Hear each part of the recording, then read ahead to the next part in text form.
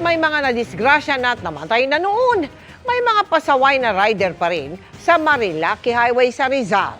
Isa sa mga nasita, ang 15 anyos na wala nang ang helmet, nakipaghabulan pa hanggang Antipolo. Nakatutok si June Veneracion.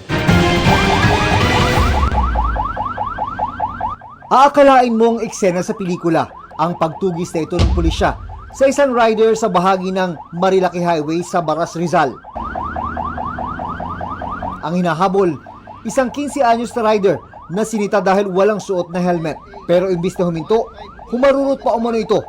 Kaya mula Baras ay umabot ang habulan sa Antipolo bago siya nahuli. Wala siyang dalang helmet. 3 motor po yun. Actually, yung etong minor, sinabihan siya nung kasama niya na takbo.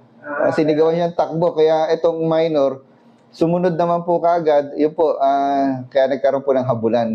Dahil minor de edad, hindi kinasuhan ang nahuling rider.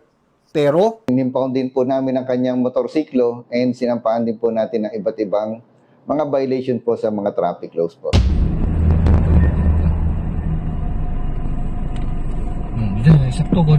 sa Marilaki pa rin, nahuli ang isa namang rider na tila nag-e-exhibition sa gitna ng kalsada. Nagpaikot-ikot pa ito hanggang sa sumemplang. Brad, sakit lang! Sinita na, pero di rin nagpatinag ang rider na sumakay at pinatakbo ang motor. Hoy! Nahuli rin kalaunan ng 19 anyos sa rider. Patong-patong po ang aming pinataw sa kanya. Katulad po ng failure to carry o RCR po, reckless driving, defective, improper, unauthorized accessories po, driving an unregistered motorcycle, and unauthorized motorcycle modification po.